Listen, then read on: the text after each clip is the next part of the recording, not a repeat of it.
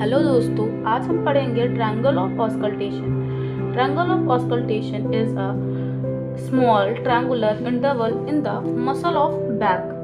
मतलब muscle of back में एक ट्रायंगुलर एरिया होता है जिसे ट्रायंगल ऑफ ऑस्कल्टेशन कहते हैं, जहाँ पर रेस्पिरेटरी साउंड बहुत क्लियर सुने जा सकते हैं। इसकी बाउंड्रीज कैसे बनती हैं? मीडियली जो होता है वो लेटरल बॉर्डर ऑफ ट्रापीजियस मसल इसकी मीडियल बाउंड्री बनाता है।